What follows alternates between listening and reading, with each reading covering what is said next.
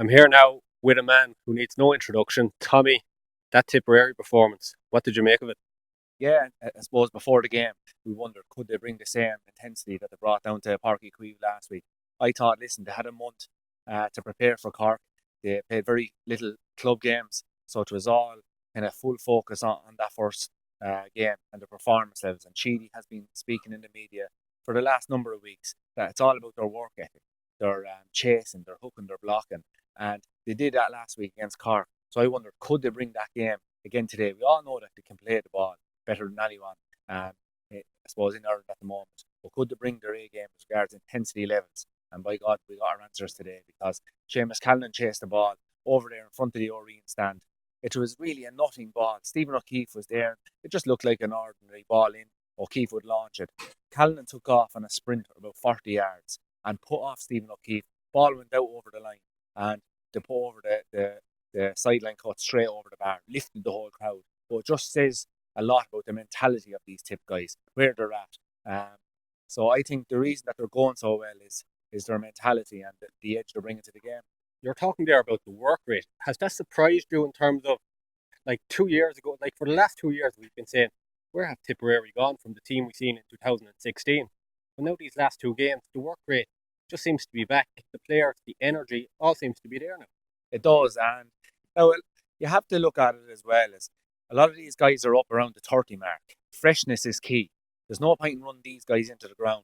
They did a lot of pre-season training by all accounts back in November and December. They trained like demons during the National Hurling League to bring up their fitness levels to where they are today. But now they had a month kind of to prepare and keep themselves fresh, often training camps and that. Compare that to this time last year when they had four big, tough club championship games. I think they've just got their preparation right in regards even sorting out the freshness of these guys. And we're seeing the benefits of that in the first two games. But I think Gerald Nan spoke about last year. Their energy levels last year and that were nothing where they should have been. There were guys like Waterford are playing at the moment. They're kind of playing with their shoulders shrugged. They're playing with no kind of confidence, no energy levels. And that was seen in their performances last year. Towards this year, they're just buzzing around the place. They don't care who scores. They just want to get on the ball, get in, put in their own work ethic. So yeah, no, they don't surprise me because it's in them. It's just I suppose get it out of them. The Tip half back line was talked about last week in terms of being on top of that Cork half forward line. What did you make of that half back line today? Yeah, well, Brendan Maher went off at half time. I'm not sure what the reason for it was. It was he injured.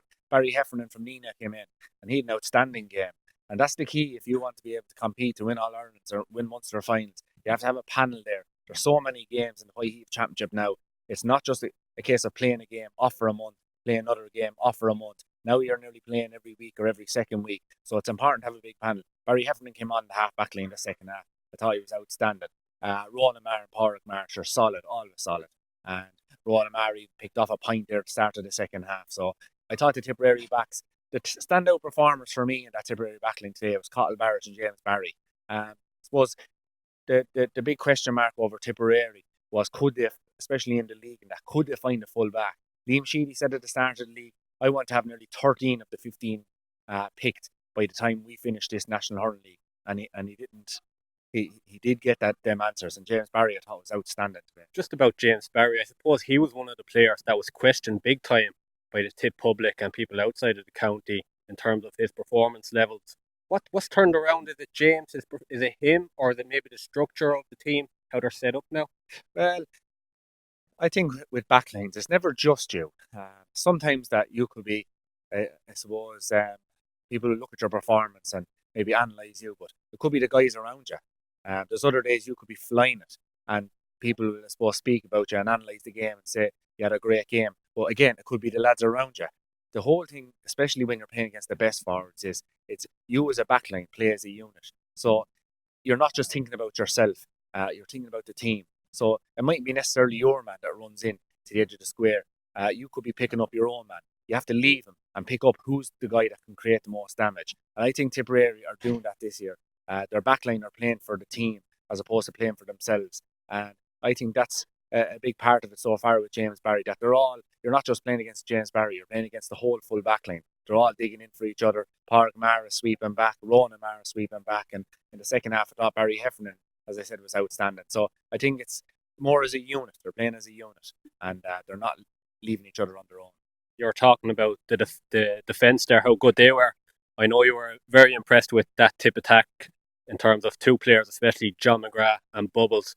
What can you say about them two players? Like some of their point taking there today was just outrageous.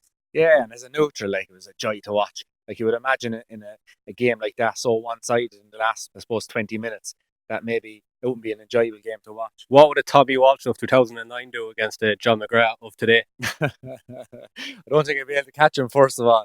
I'd be depending on playing as a unit there in the defence. The boys maybe picking him up, but no, listen, McGrath is outstanding. And there was a club game. I remember talking to a Tipp guy last year. There was a club game where I think both his grinds were nearly gone, and they stuck him in full forward.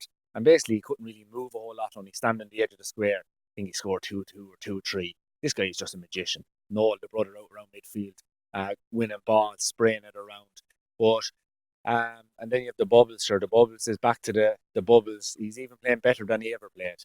But I will go back to the first thing. Tipperary, without their work ethic, will not score what they're scoring today.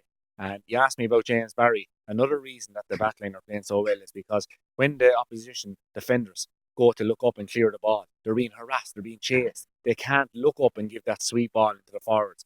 It's the work ethic of the forwards that I'm impressed with most. And Waterford's performance there today, was the red card a big turning point for you, or do you just think they didn't turn up from the minute go here today? I think Waterford are playing this year like Tipperary did last year. They're just playing with no energy. Looking at it from the outside, it looks like they've no energy levels, they've no confidence. It looks like they're playing, as I said, with their shoulders down.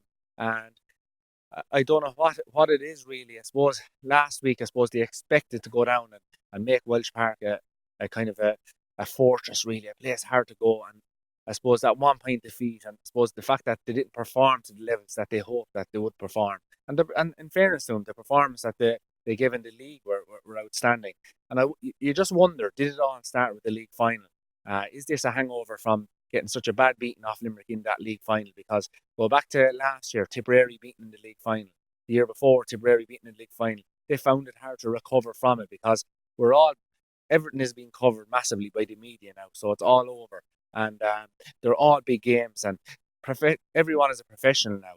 You take it 20 years ago, no one really gave a damn about the league, that everything was focused on the championship. Go back to the Kerry golden years, when that great Kerry team of Spillane and these guys, they didn't care about the league. It was all about championship, and that came from Miko. Towards now, it's every game, because every game is covered by the papers, every game is covered by the radio, the national television. So was that a massive disappointment for Waterford? Possibly it was, and maybe they're still suffering from the hangover of that. One player, I suppose, the spotlight does be on a lot for Waterford is Austin Gleeson. Looking at him today, probably his body language it just didn't seem like he was in the right frame of mind there today. Would you agree with that? Listen, I think just the Waterford team in general, just like if you were to look at them, you'd wonder who is really standing up and who really is kind of playing to the top of their game. And I'd pick out one guy, and that's young Prunty at full back, Connor Prunty. I thought he had a serious game again today, and he's a young guy, and he really stood up. So it's probably unfair just to single out any of the Waterford guys, because as you know yourself, when you're playing on a team that's not going well and maybe that is out of form, it's hard for anyone to stick up or stand up. So maybe it probably is time for the Waterford guys to sit down and just say, listen, lads, forget about the result here. Forget about winning or losing or qualifying out of Munster. Let's put a bit of pride back into the Waterford jersey and come out and just look like lads that are enjoying their hurling again. And possibly then, something might happen. Obviously, now 2 games left for both teams. Tipp have Cork and Limerick. Waterford have, am I right saying, they have Cork and Limerick as well. Can Waterford come back? Can they pull the cat out of the bag here and get into the next round of the All-Ireland or even into a Munster final? Yeah, of course they can. Absolutely. When you have the players, the key thing for them is they just need to get their players back in form. How to do that, I don't know. Like it's not easy, but they just need their form, because it doesn't matter who they're playing at the moment. They just seem to be out of form at the moment, which we all go through it. Everybody goes through it. So it's trying to find the key to unlocking that. And they have the one thing I would say is it was always going to be tough coming to hurlers here today after a home loss last week, playing a Tipperary team, playing Tipperary at home. on top of the confidence that they got from last week. So that was always going to be a tough assignment. Now, the key thing is Limerick next. I think that's who they have next, is Limerick down in Welsh Park. So definitely, absolutely, when you have any home game, if you get a good start, the key to them, I think, staying in this championship is getting a good start down Welsh Park against Limerick. If they do that, well, then the crowd will get in on it. Then the players will suddenly, maybe the weight of expectation will go off their shoulders and they'll turn in a performance. I would say probably a lot depends on the result today between Limerick and Cork. If Limerick lose that, well, suddenly then, you know, they have to go down needing a win against Waterford. They'll have no victories. Cork will have one win after winning today, and it's wide open. So I think if Cork were to get a victory in Limerick today, it could widen up, could open up the whole thing. And Waterford will definitely, we're only halfway there. They've only 2 matches played, so there's always a chance.